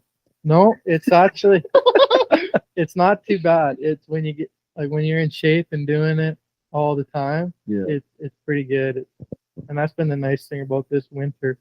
Usually the winter and the spring is the worst because when you're busy all day, every day, all summer long, like you're in shape, you get used to it. Mm-hmm. Your muscles and back and legs. 'Cause it's kind of like you do like a squat. Yeah. So it's Yeah. just like Yeah. it's not too bad when you're in shape doing it. But then in the wintertime, you slow down enough. It's just like you go and do like in the summertime, I like to do 10 or 12 in a day, like trim. Mm-hmm. Pretty like it's not too bad. It's just a good number, a good wage. Your body's not too sore, but then yeah, in the wintertime you're not super busy, and so you go and do 10 or 12 in a day, and it's like I'm not used to this. It's like, Mom, get the ice pack. Yeah, I know. Yeah. Well, and you're a pretty tall guy too, because like I know I was watching a guy do it, and he was a shorter guy, and I was like, man, that would kill my back. So like I would be a hurt. Yeah, dude after I doing would be that. hurt. Yeah. There's I'm- some horses they're easier on a guy than other ones, but yeah, it's just kind of figure out how to position your body. So Yeah. it takes a little bit. Because how long are you crouched down like that for usually, and like one go? I try and budget 20 minutes. Like if it's just a trim, if it's a good horse that stands, doesn't stick around, got pretty good feet, Mm-hmm. then I budget 20 to 30 minutes a horse Okay. Yeah. just so I Yeah. have time. But Yeah. My back couldn't handle that. it's not I think I'm too tall for it a little bit. Yeah. it's For not being too bad. tall is kind of sucks. That's all right. What does so do you run it out of a place or do you have a mobile unit? I got a mobile unit. It's just a truck, and then I got all Is my. that the one you pulled up in here? Well, right now, because I had a half ton, but I hit 2 deer and rode it off. So Well, I mean, the second gen is a pretty sweet Yeah. company vehicle to have. So yeah, it's pretty good. You hear me coming from a while away. Yeah. Noisy old tractor. yeah, right. But yeah, that's my daily right now. Used vehicles are so stupid right Oh, now. The it's price. ridiculous. Mhm. And I have a hard time paying that much for that many clicks. Yeah.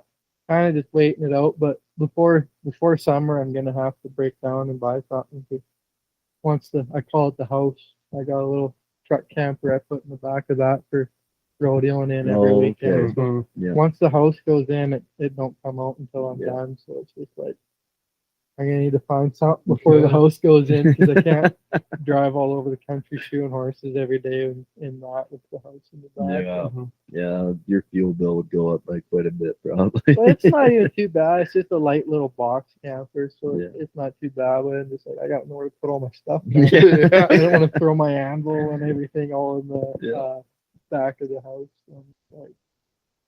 I just need another half ton, and then I Yeah. can get it set up, and I know where everything's at and what I got, and it's not too bad then. But yeah, right now it's just the second gen. But yeah, it's mobile unit.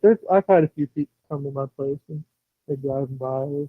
They've had a horse pull a shoe or something, so they're driving by on their way home. They'll stop in, I'll tack it back on for them, kind of deal. Mhm.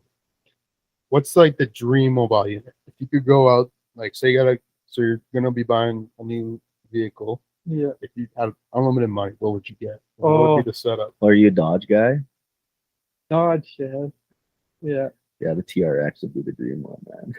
There's kind of The yeah. Hellcat. There's a lot of fancy rigs out there. Like for a little bit, I had a Chrysler 300, Okay. the pimp mobile I called it, That's awesome. but it was a little small, like just for driving all the back roads. It was hard on it, and then just only having the little bit, the trunk space, it wasn't quite enough room for how I like to have everything organized. And Do you need how big a box do you typically like? Well, Did you get away with the Danger Ranger? you probably could, yeah. Yeah. Like, I keep mine pretty simple. Like I usually just have a couple toolboxes on each side. Yeah. And that's good. But no, there's some pretty fancy units out there that are like full body units, like Oh yeah. toppers and everything. Like Mhm. they're all enclosed with all your stuff dry all the time. Bed, roll out bed or whatever Yeah. they call them, and all your stuff's on it. And then, yeah, there's some pretty fancy rigs. That shit ain't cheap If though. I had an unlimited money, like you said, I could put together a pretty good unit. Yeah. Yeah, fair. Would you even go to the extreme to almost get like a 1-ton with like dualies on it, or would you always stick with the half? Oh, I'd probably just stick with the half ton. It's It's not- easier to get up yeah. into, to get stuff out of, and Yeah. everything. That's the trouble with this thing. Luckily, I only have a little 75-pound handle, so it's not bad. not so bad. But when I first started, I had a big old anvil I found in an old barn. It's lifting it up into the back of that second gen.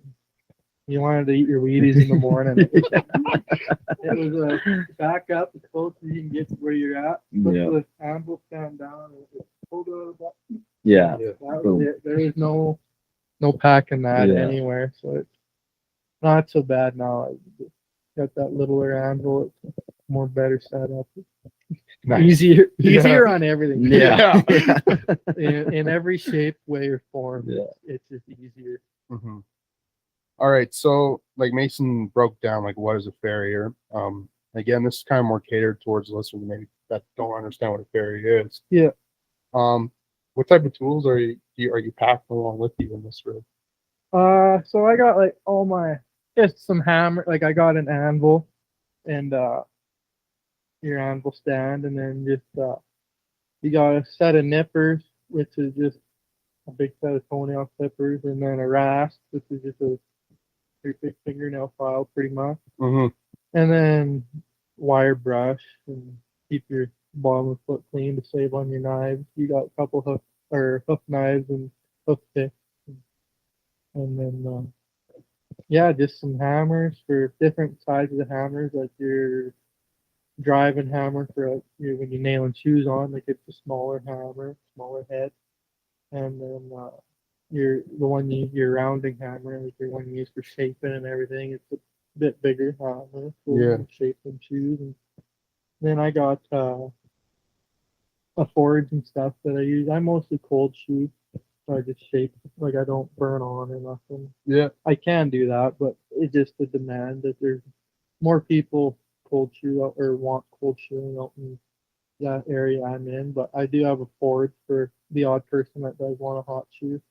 Or What is like the benefit to either? Like, what are the pros and cons of doing it either way?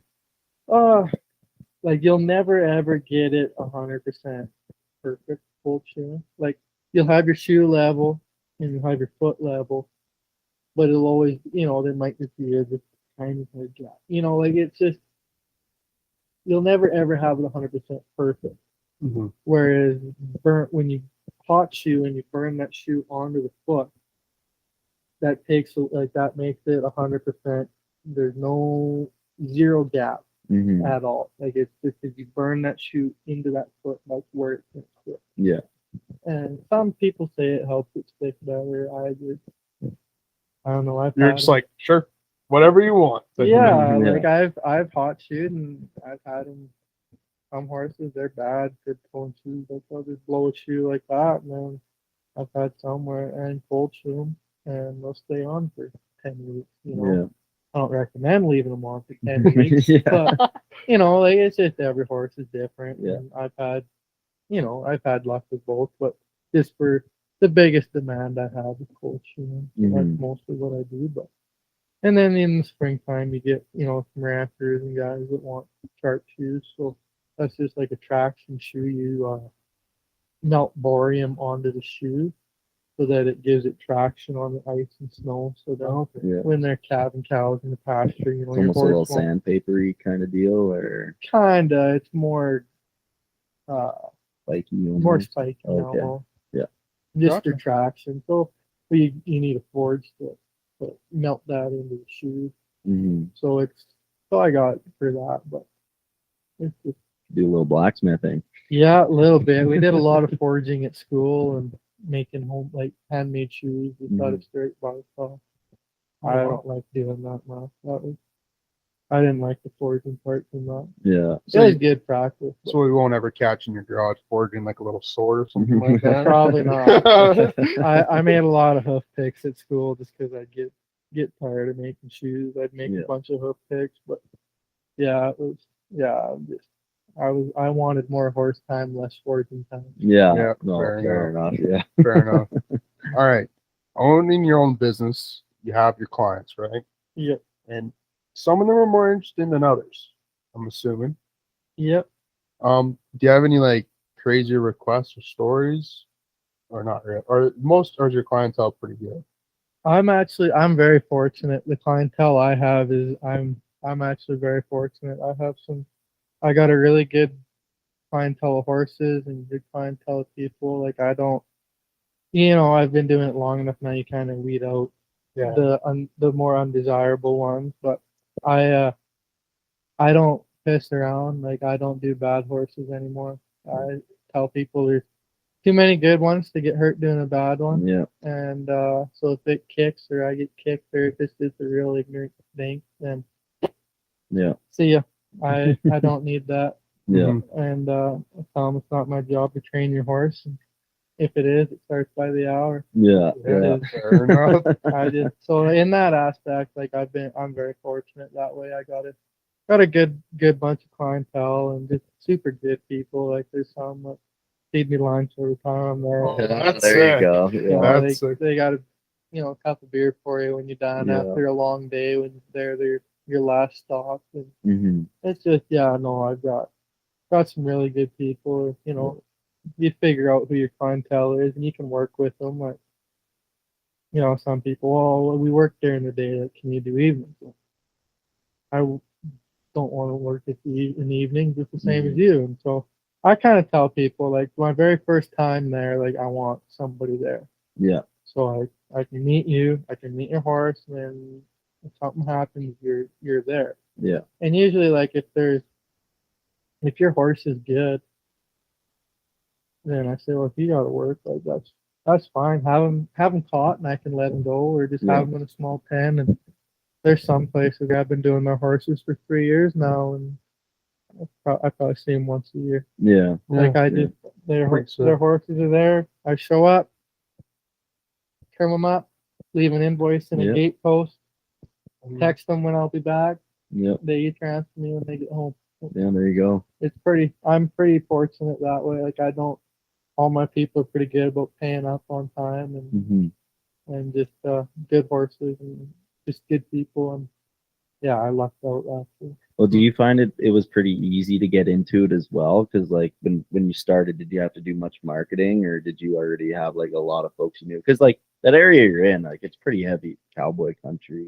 Yeah, there's quite a bit of horses out there, but it's kind of the same thing. It's like your hairdresser.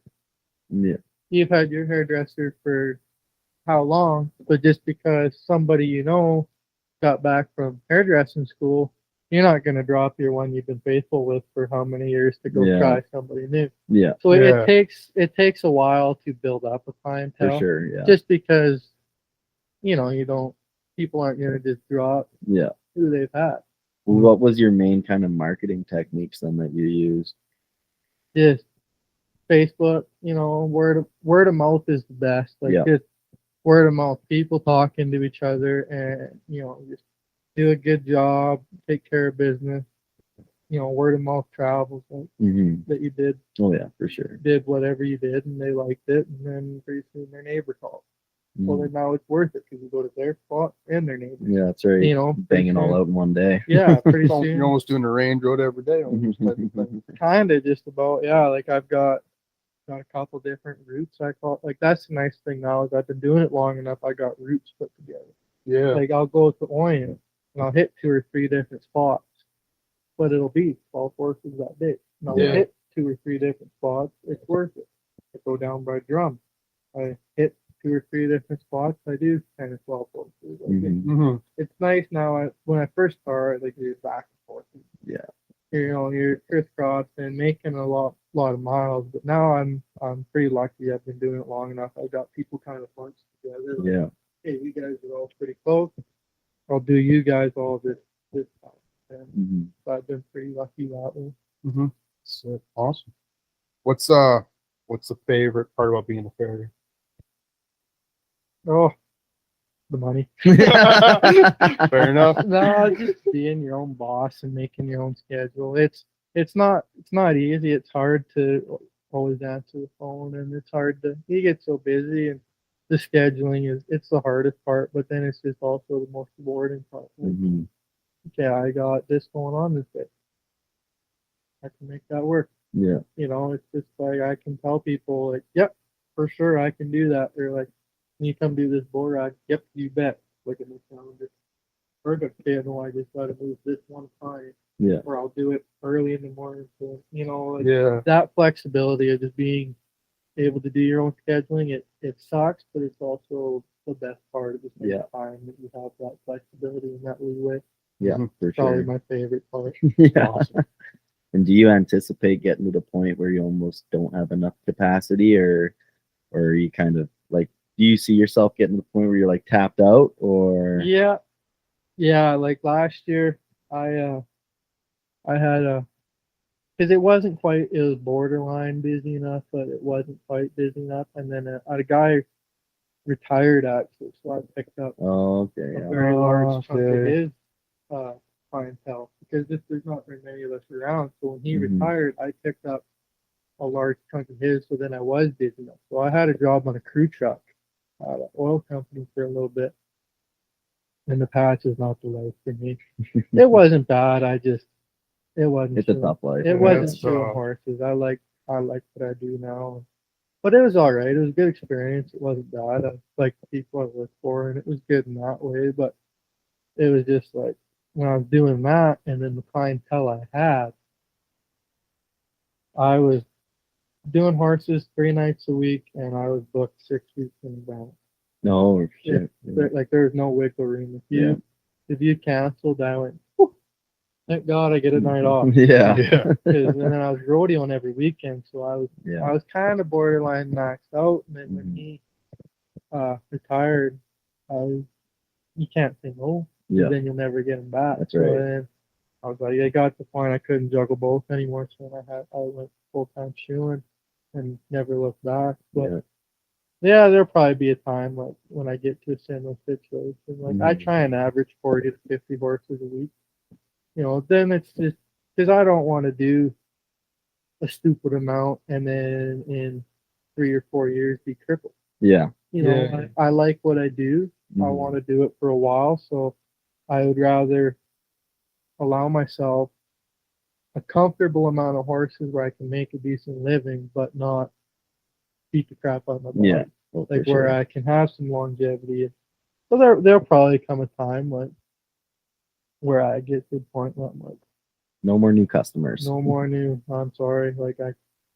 unless you're really close and I can fit you in, like there'll probably come a time when I get to that point. But for right now, I'm pretty good with how I'm Mhm. at, and my business is growing, and I'm content and happy, and things are good. So Either that, or you're gonna have to franchise and bring on some hired hands and stuff like that. yeah, Have a corporate office in Yeah. Hanna. yeah, way up in the skyline. That's right. Yeah. Yeah, corporate suite.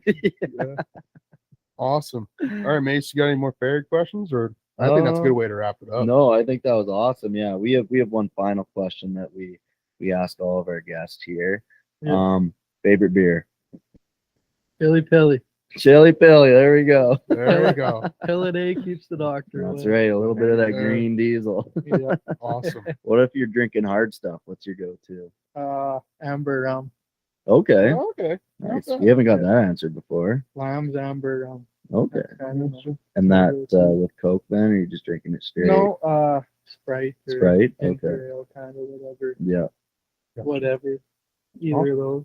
All Or right. Pendleton. Can't go wrong with a There good Yeah, you one. that's go. true. That's true. Yeah. Awesome. All right. Well, you got some bullfighting to do in a little bit here, so we should probably let you go. But Perfect. thanks for coming over to the house. This is actually our first interview we've done at this house. in the studio. Yeah, in the studio. Yeah, so thanks again for coming on here. And do you want to shout out your business one last time? Yeah, sure. I appreciate you boys having me. This was fun. This was my first podcast, and it was good. I liked it. Actually, before you go, you gotta tell one Jace story because Jace is the one that he gave me. He's the one that gave me your number. So if you got a funny Jace story, we gotta hear. He's he likes selling me hats. I can't just stop by the shop for a bullshit and game of pool no more because it seems like every time I stop, I end up leaving with a hat of some sort. There was one, and I actually ended up giving it to my little brother, but it was just like it was a junker, like it was a screw up that was in his trash, and it was just like a big round top, and the brim was probably only like 2 fingers wide.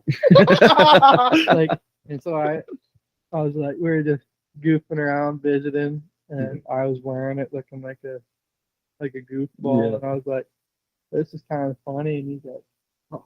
So he ended up stitching a big red ribbon around the top of it. Yeah. And it just is the dumbest, goofiest looking hat. But I'm just like, every time I'm there, it's like I get suckered into leaving with a hat. Whether it's like a nice, good hat or it's just something that's just a joke or, just a gag. It's You just might like have every time I leave here, I leave with a hat. I gotta quit stopping. Can't stop at the shop anymore. We're going to your house. Yeah, can't stop at the shop because I end up with no self-control, and I think it's funny or a good idea to leave with a hat. You might have to start fighting with some of those funnier looking ones. Yeah, use those for the retro rodeo. Yeah, Kick it old school, the bolo caps. Yeah, for sure. Awesome. All right. Well, Walker Hutton Farrier Services. Based out of Hanna. And you guys have like a website, or you have a website? No, just I got social media, Facebook, Instagram. Yeah. It's just my personal pages, but I post a fair bit of my. That's probably a good idea. I probably should make a Farrier page, but I do post quite a bit, more so on Instagram than Facebook, but I do post quite a bit on either or social media. So reach out either of those, or you can my phone number and everything is all accessible easily on there. So based out of Hanna, and you need any Farrier services, give me a shout. I'd be happy to do business with you. There you go. Awesome.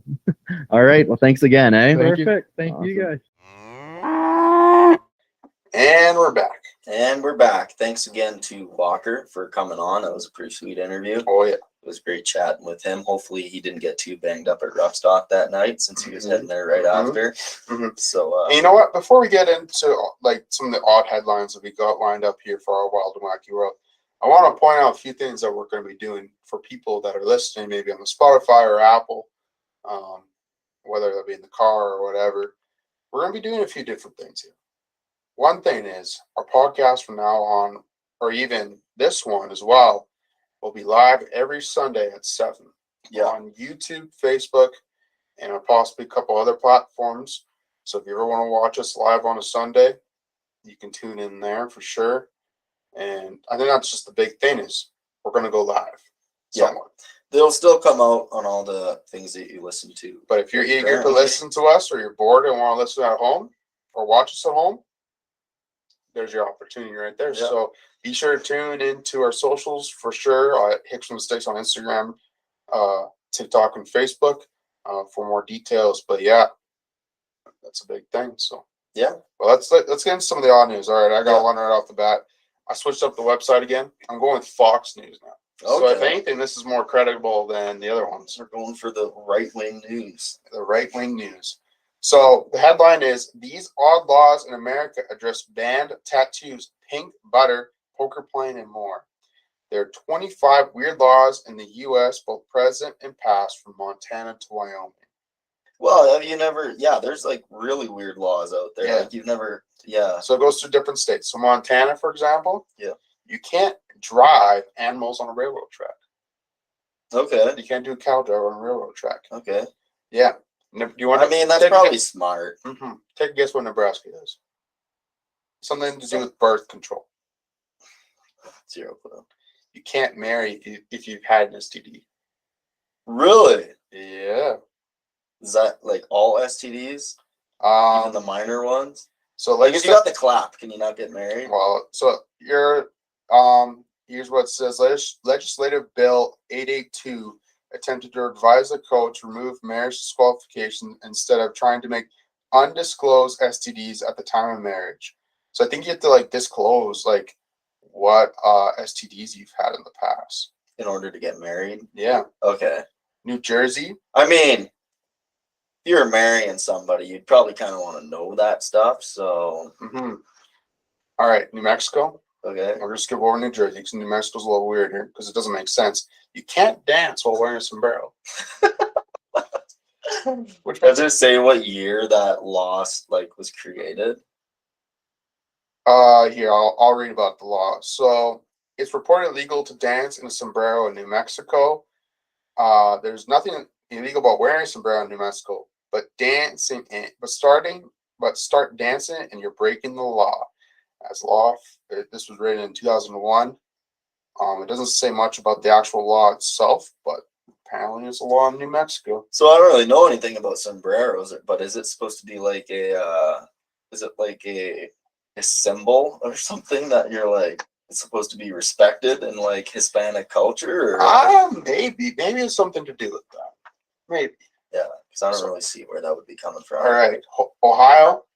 Arrest. This is actually good. This is good technically if you're getting shitty on a Saturday night, because arrest cannot be made on Sundays or on July the 4th. Sundays. Yeah. Like an arrest in general. Here it says section 2331 of the Ohio Reserve Code specifies that days that arrest cannot be made.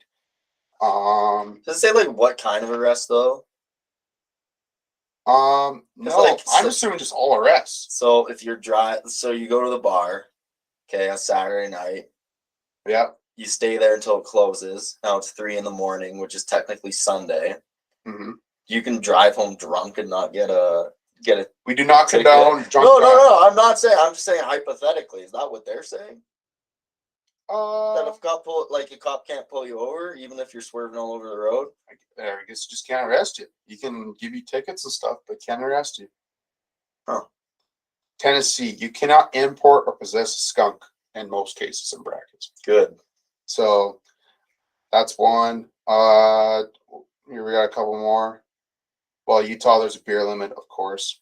What? What's the? Oh, Utah. What is the beer limit? Did we exceed that when we were there for the one night? You cannot sell beer if exceeds 2 liters. Oh. It just like It's not like you it's can't. like sizes. It's not like percent. And that's just selling it. You can. It's not like there's restrictions on how much you can drink. Mm-hmm. All right, and then the final one, the big one on the headline: Vermont, beware that imitation butter once had to be pink. It's basically saying pass a law that required margarine and other forms of imitation butter and cheese be dyed pink in Vermont. So it was a law. So things like, margarine, so your base selling, so that had to be pink. Interesting. So those are some weird and wacky laws. I bet we could do like a full hour reading through all the weird ones because I've heard some other really weird ones in like Texas. Yeah, there's and all shit sorts like of that. ones like Vermont. You can't use ferrets as hunting animals. Okay. So like, there's a couple weird ones, but yeah, a couple weird laws in the states. I wonder if there's any.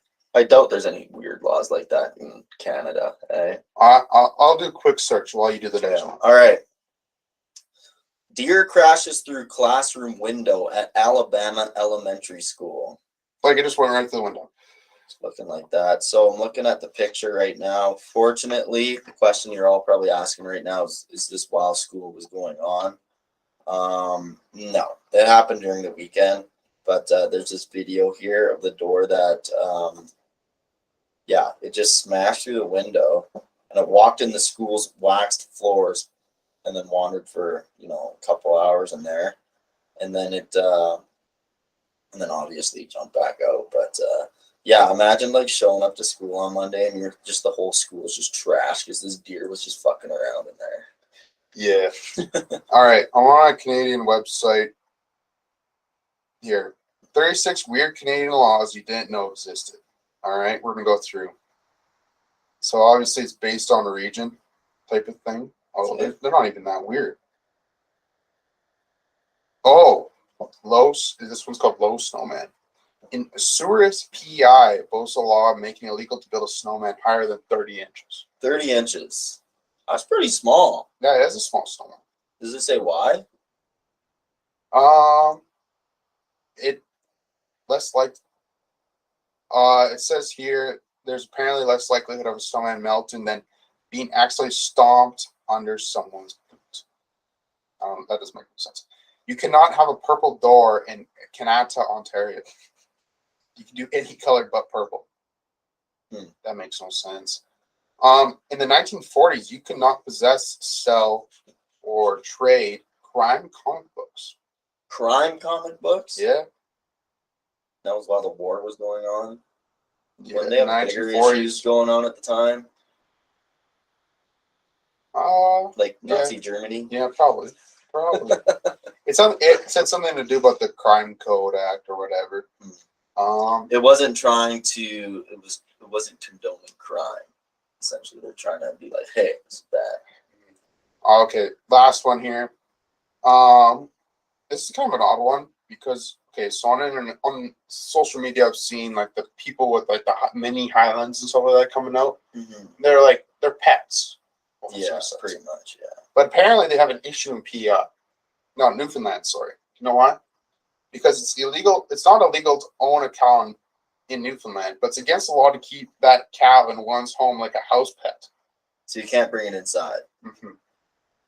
And it's also illegal, by the way, to drive cattle through streets of St. John's, but only after 8 a.m. You can do it anytime. I'm assuming you can't do it between 8 and 5, but you can do it any other time. But who's driving cattle through St. John's? Isn't St. John a big city? It's like the capital city of Newfoundland. Yeah. Labrador. Just doesn't make sense. Doesn't make sense. Hey man, if you got land on both sides of the city, sometimes you got to do what you got to do. So that's a couple weird laws, and of course, also, I think I saw one too. No pet rats, in Alberta. Yeah, that's good. I mean, we're rat free, so Smart. it's probably one. Actually, that's probably one of the coolest things about Alberta. Hands down.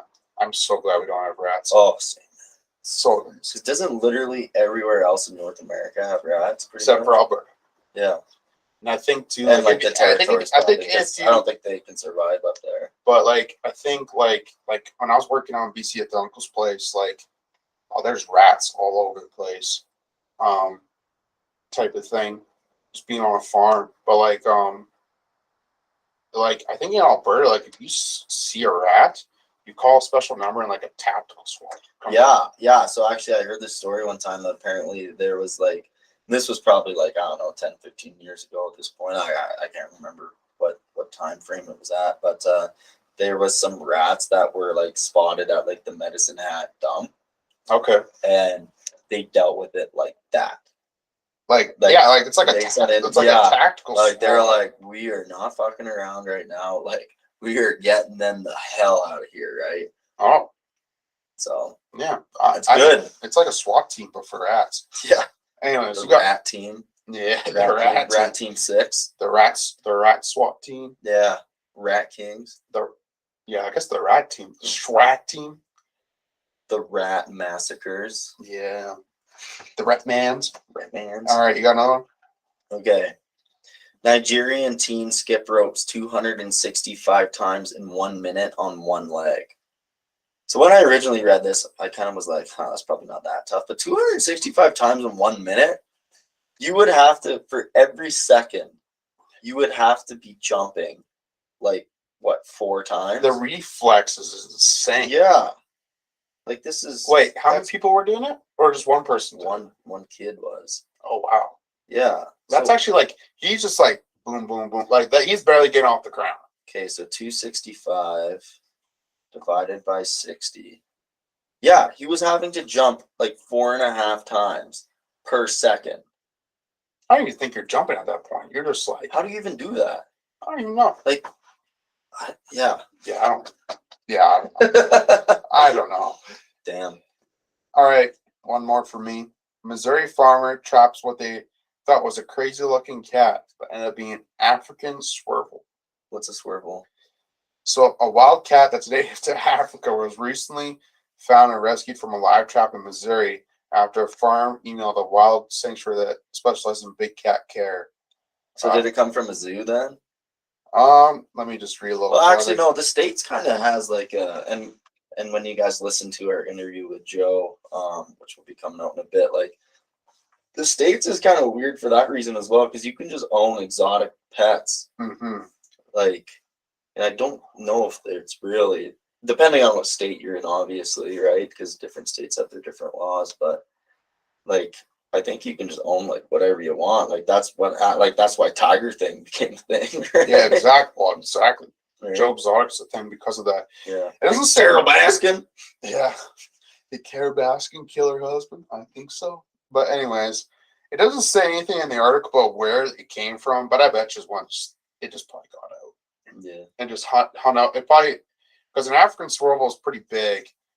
Well, it's Are we talking like a cheetah? no, not that big, but like Like a lynx?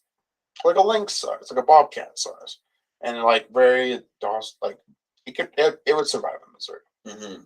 You know, it'd feed off birds and shit like that. So, but could you imagine like if there was multiple that got out Yeah, and created? It was like it's like the hippos in Colombia type of thing. You know what I mean? Yeah. So Although the swervel would have natural predators, wouldn't it? I don't think so. Like, wouldn't wolves kill it? Maybe, but I don't know if there's wolves in Missouri. Isn't there like wolves everywhere, pretty much? I don't think so. Hmm. But yeah, no, that's the odd news headlines for this week in our wild and as they are part of our wild and wacky world, which is getting wilder and wackier by the day. So That's right. Watch out for them spy balloons as well. Hey, China, we're keeping an eye on you. You guys are up to some funny business right now, and we're not for it. yeah, well, we don't have to get into the actual politics. Keep your balloons in China. Can we start sending balloons over to China? No, we don't need to start shit, and we also don't need to talk about shit. So Should we just like release a bunch of balloons into the wild and hopefully they make them their way over to China?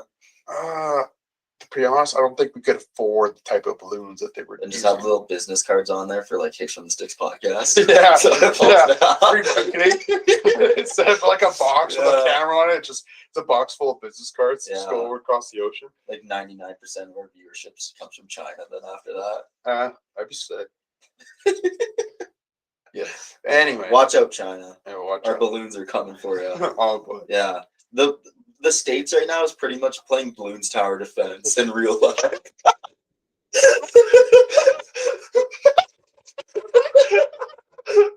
They got a little monkey standing on top of the mountain just hucking darts at these balloons. Oh boy. Yeah. Actually, speaking of which, that's like a top 10 game. It is. From our childhood. Mhm. Definitely. Talk about nostalgia right there. Oh yeah. Yeah. But yeah. All right. That was another episode of the Hitch from the Sticks podcast. Thank you for listening. And yeah, check out the YouTube and check out all of our socials. The Again, clips that we'll be releasing now from the podcast itself, it's going to be so much better quality now that we have this new camera. So be sure to check that out. and yeah, tune into all of our socials, including YouTube, Facebook, Instagram, and TikTok. I mean, we're also on Twitter, but we're not really on Twitter. So, and then yeah, be sure to check all the links in the description for all the people that support us. And yeah. All right. Thanks for listening.